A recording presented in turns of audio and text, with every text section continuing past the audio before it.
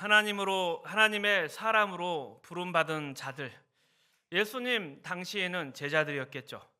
그리고 오늘날 복음을 전하는 모든 하나님의 사람들은 세상에서 반대와 핍박을 받게 됩니다. 그 이유는 세상이 죄악이 가득한 곳이며 죄라는 것은 하나님을 대적하는 것이기 때문입니다. 죄라는 것은 하나님의 그 권위와 지위를 거부하고 외면하는 것이며 다른 것으로서 주인을 삼으려는 마음이기 때문입니다. 하지만 우리가 이 세상 속에서 하나님의 자녀로 살아갈 때 세상이 우리를 반대하고 핍박하더라도 두려워하지 말고 하나님의 자녀로서 싸우고 인내하며 살아가야 합니다. 이 싸움은 이기느냐 지느냐 이것이 중요한 것이 아닙니다. 이미 승리가 보장된 싸움이기 때문에 이 싸움의 과정에서 내가 얼마나 하나님께 충성하고 인내했느냐 이것이 중요한 것입니다. 이것은 마태복음 10장 26절 27절에도 잘 나타나 있습니다. 예수님께서는 그런즉 그들을 두려워하지 말라.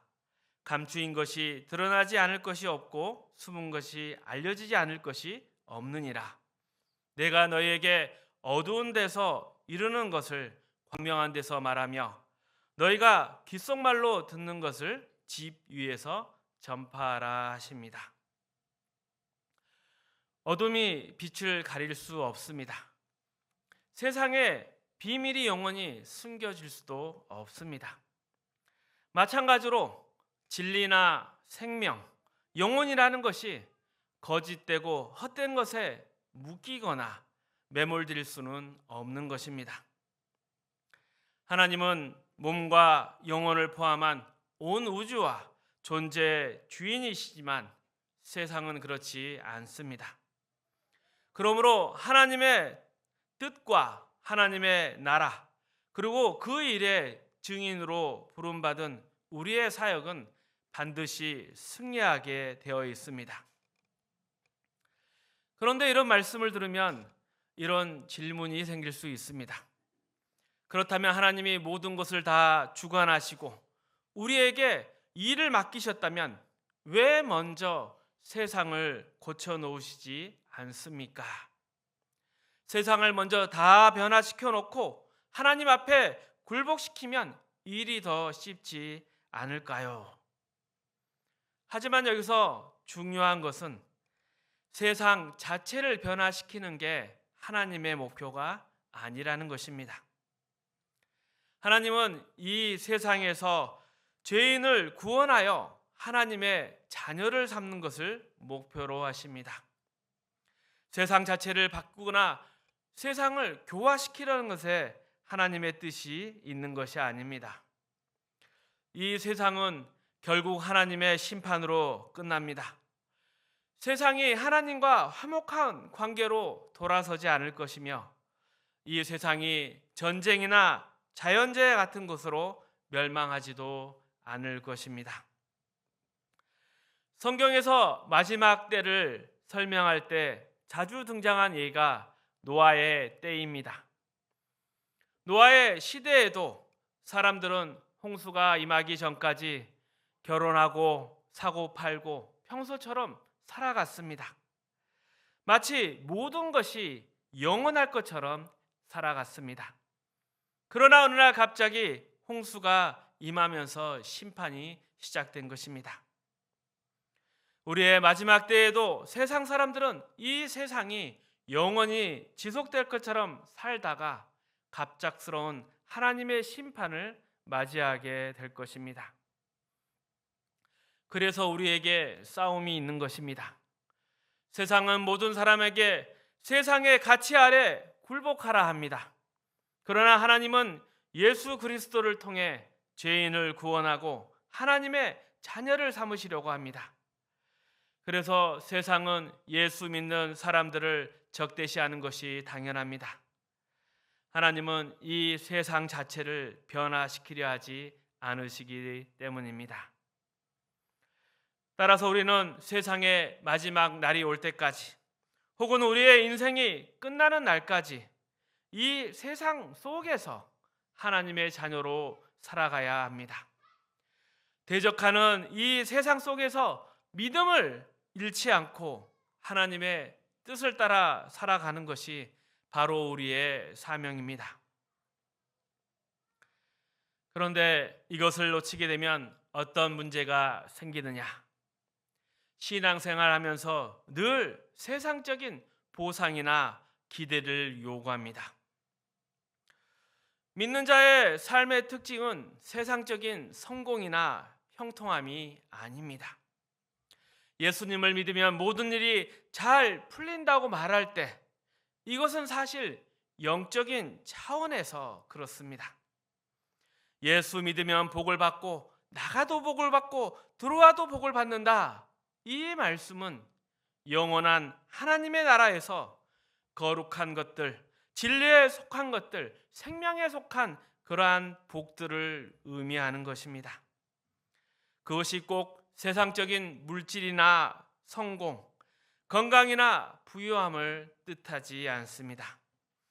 예수 믿으면 병이 낫고 돈 벌고 형통한 인생이 펼쳐진다, 이렇게 생각하는 것은 이해 부족이라 하겠습니다. 그런데 가끔 이런 일이 실제로 일어나기도 합니다. 그것이 오히려 오해를 일으킬 수 있습니다.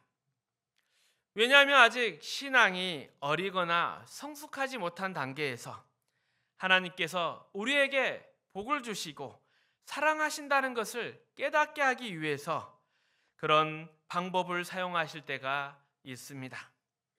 하나님께서 이런 우리의 기도에 응답하시고 생사 화복을 포함한 모든 우리의 인생의 모든 것이 하나님의 주권 아래에 있다는 것을 이런 방법을 통해서 알려주시는 것입니다.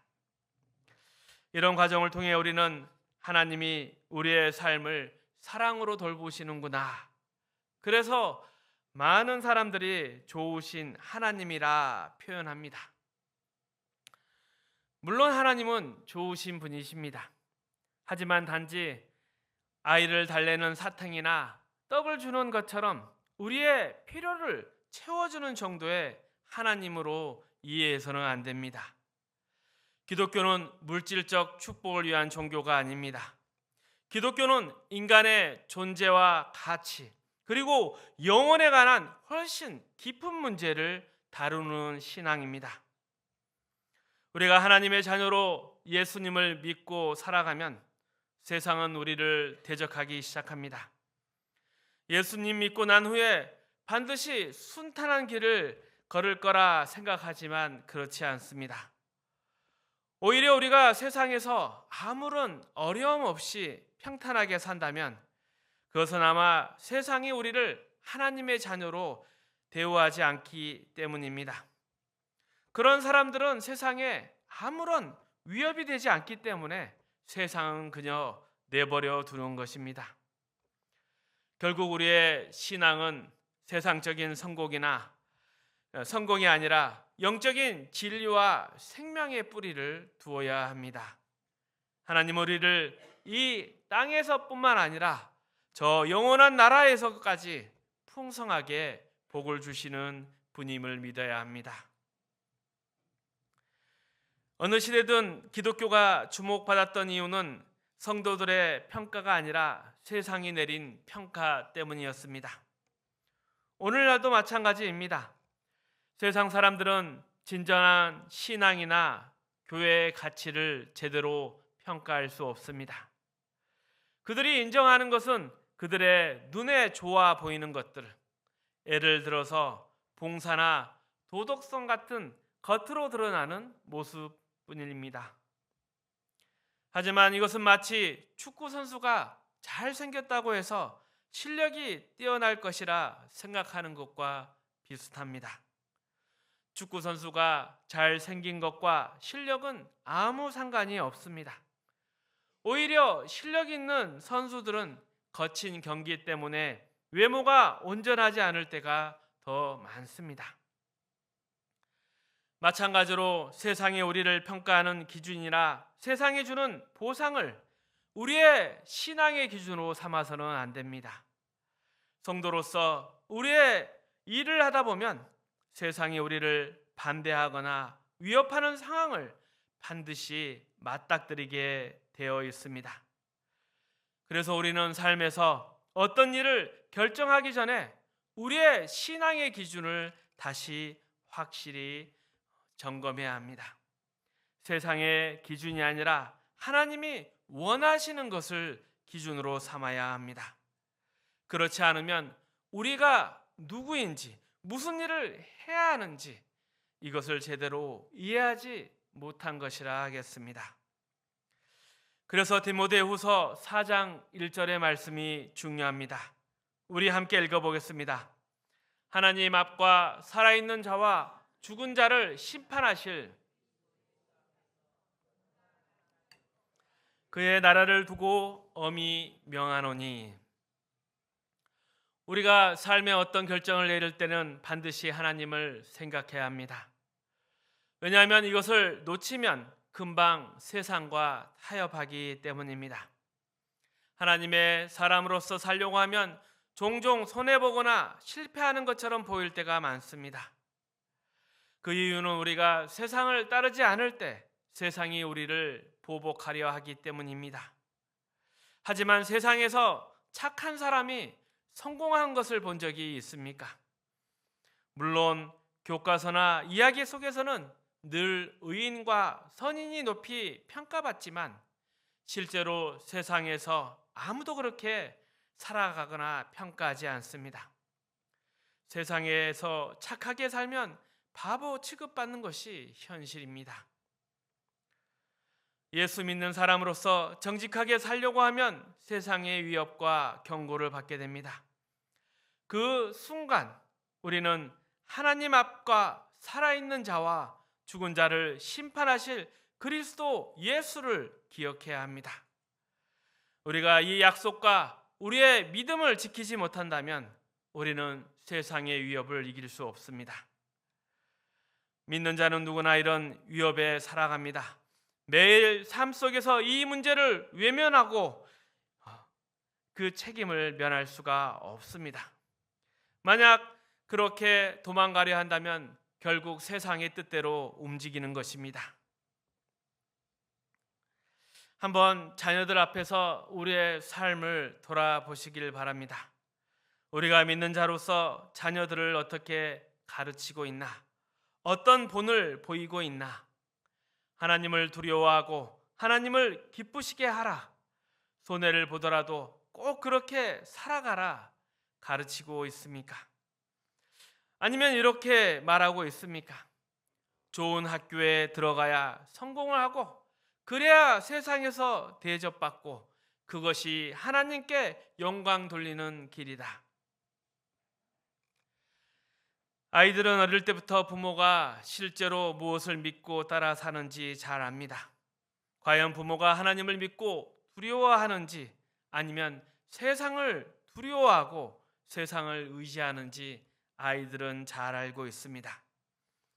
우리의 신앙과 삶이 일치하는 모습을 자녀들에게 보여주시길 바랍니다.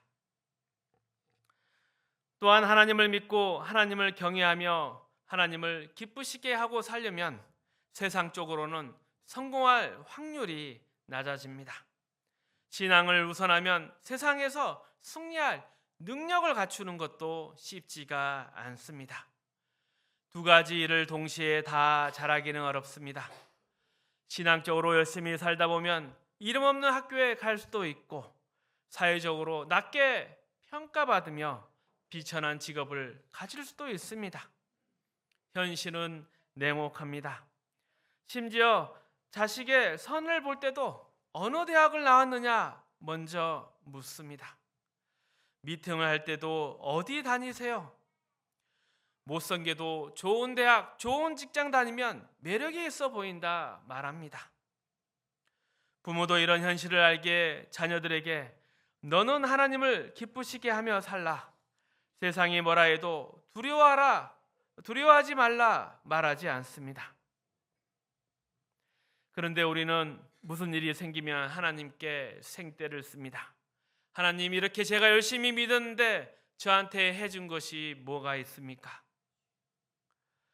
이런 태도는 우리가 신앙과 세상의 가치를 혼돈하고 있다는 증거입니다.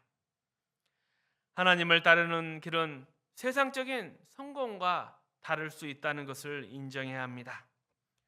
우리의 신앙은 하나님께 영광을 돌리는 데 목적이 있지 세상에서 인정받기 위한 수단이 되어서는 안 됩니다. 한번 생각해 보십시오. 세상에서는 오래 사는 것이 복이라고 합니다. 하지만 꼭 그렇지 않다고 생각합니다. 아이들이 일찍 죽는다고 해서 꼭 불행한 것도 아닙니다.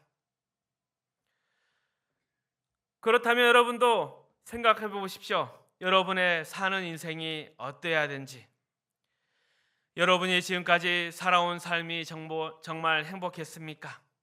살만한 가치가 있었습니까? 그리고 그런 고생들을 아이들도 꼭 겪어야 된다고 생각하십니까? 그럴 필요는 없다고 생각합니다. 어찌 보면 하나님 앞에 먼저 가는 것이야말로 큰 복입니다. 아직 해보지 못한 게 많아서 아쉽고 불쌍해 보인다 생각할 수 있지만, 여러분이 해본 것 중에 이건 정말 좋았다 싶은 게 있습니까? 예수 믿는 것 외에 아마 없을 것입니다. 그래서 오래 사는 것이 복이 아니라 벌일 수도 있습니다. 하지만 하나님의 자녀가 되고 하나님의 보호 가운데 있다면 오래 살아도 복이 될 수 있습니다. 물론 짧게 살아도 하나님의 자녀라면 그것이 복입니다. 이처럼 세상은 우리를 늘 속입니다. 오래 사는 것이 복이고 많이 가진 것이 복이며 똑똑한 것이 복이라 합니다. 하지만 세상에 진정한 복은 없습니다. 하나님 믿지 않는 곳에서 가치 있는 것은 있을 수 없습니다. 우리는 다 알고 있는데 자꾸 속습니다. 우리 스스로 더 깊이 생각하고 참된 복이 무엇인지 깨달아야 하는 것입니다. 그래서 오늘 본문은 이것입니다. 마태복음 10장 32절에서 33절에 나오는 말씀처럼 사람들 앞에서 나를 시인하라. 이 말씀은 단순히 나가서 전도하라는 뜻이 아닙니다. 그렇게 간단한 문제가 아닙니다. 우리가 살아가면서 사람을 만나지 않을 수 없습니다. 그리고 또 우리는 늘 선택과 행동을 사람들 앞에서 해야 합니다. 그러한 순간에서 중요한 것은 내가 정말 하나님을 믿고 사는 사람인가 책임지는 것입니다. 하나님 앞에서 신앙 고백을 하며 삶으로 그 믿음을 보여야 한다는 뜻입니다. 자녀들 앞에서도 마찬가지입니다. 우리 자녀들은 부모님이 정말 하나님을 믿는 사람인지 지켜보고 있습니다. 그런데 우리의 삶은 하나님을 믿지 않는 사람처럼 행동할 때가 있습니다.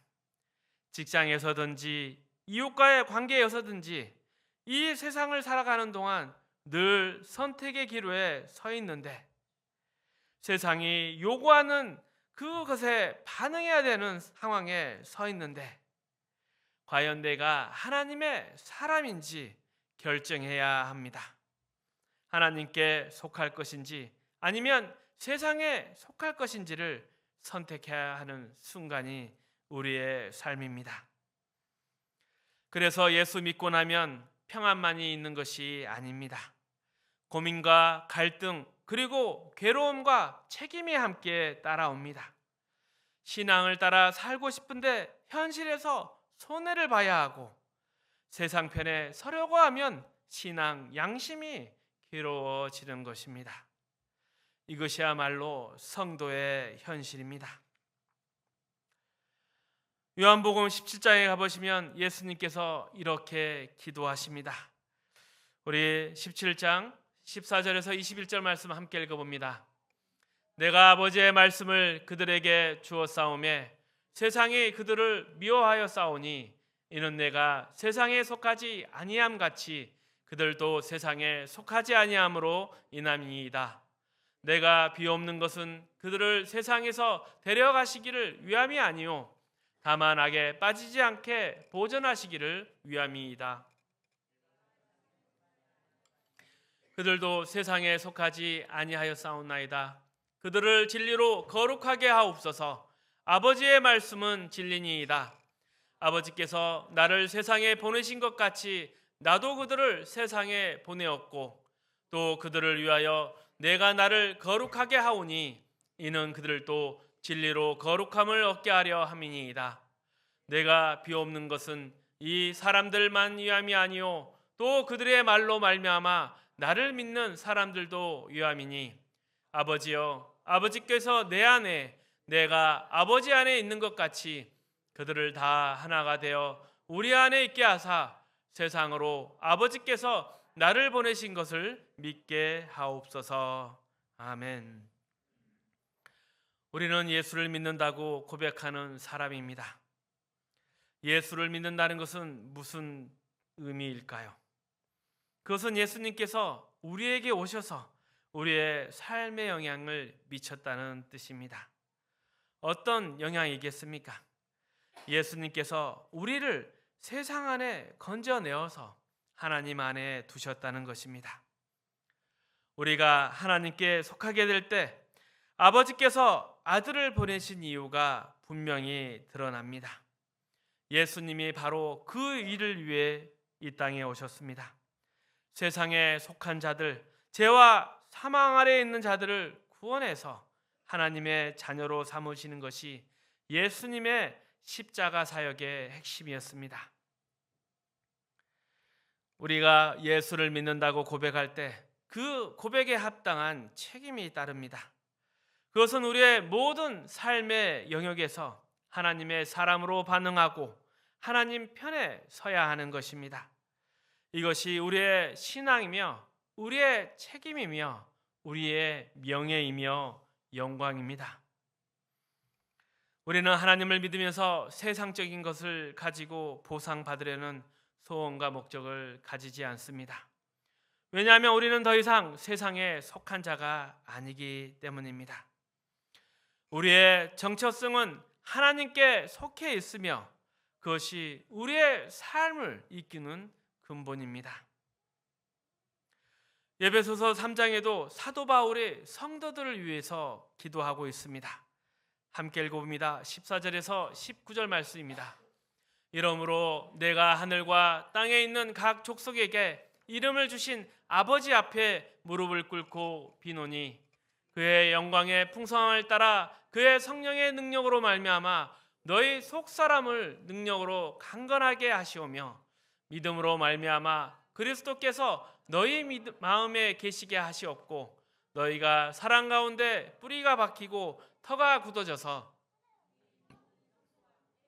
지식에 넘치는 그리스도의 사랑을 알고 그 너비와 길이와 높이와 깊이가 어떠함을 깨달아 하나님의 모든 충만하신 것으로 너희에게 충만하시기를 구하노라. 아멘. 쓰러져 간 겉사람을 위해서 기도하는 것이 아니라 바울이 속사람을 위해서 기도를 합니다. 속사람, 신앙인으로서 강함과 부요함은 예수 그리스도께서 우리에게 찾아오신 그 사랑과 사역에 참여하는 데서 나오는 것입니다. 그리고 그리스도의 뒤를 따라서 그리스도를 본받아 인격의 완성을 이루는 것입니다. 그래서 결국 하나님의 모든 충만함이 우리 안에 거하고 하나님의 자녀로서 완성되는 것이 바로 우리 신앙의 목표입니다. 그리고 이 신앙의 목표가 다음의 말씀과 연결됩니다. 20절, 21절의 말씀도 함께 읽어봅니다. 우리 가운데서 역사하시는 능력대로 우리가 구하거나 생각하는 모든 것에 더 넘치도록 능히 하실 이에게 교회 안에서와 그리스도 예수 안에서 영광이 대대 영원 무궁하기를 원하노라. 우리의 완성이 하나님의 영광이 되십니다. 이 말씀은 하나님의 크신 능력과 우리를 향한 계획이 얼마나 크고 놀라운지를 알려줍니다. 우리가 상상하는 것 그 이상의 복과 은혜를 하나님께서 주시기를 원하며 그분의 영광이 우리 안에 충만히 드러나기를 소망하는 바울의 기도입니다. 이 기도 안에 교회 안에서와 그리스도 예수 안에서라는 단서가 붙어 있습니다. 그 이유는 세상적인 보상이 이 약속에 포함되어 있지 않기 때문입니다. 교회란 그리스도의 몸으로 부름받아 거룩한 인격의 완성을 목표로 하는 곳입니다. 그리고 그리스도 예수 안에서라는 것은 세상과 분리되어 하나님께 속하는 거듭남을 기본 조건으로 담고 있습니다. 그래서 하나님의 자녀가 된다는 것은, 예수를 믿는다는 것은 곧 우리가 이 세상에서 어떤 존재인지, 무엇이 우리의 책임인지, 그리고 어떻게 살아야 하는지를 분명히 알아야 하는 것을 의미합니다. 하나님의 자녀로 부름받은 그 부름에 순종하고 충성함으로써 영원한 승리와 복, 그 자랑과 명예를 누리실 수 있기를 축복합니다. 우리는 언젠가 주님을 만나게 될 사람입니다.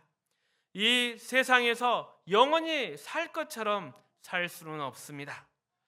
이 점을 깊이 생각하시고 2025년에는 더 신앙인으로서 책임 있는 선택과 결단이 여러분의 삶 속에서 이루어지기를 축복합니다.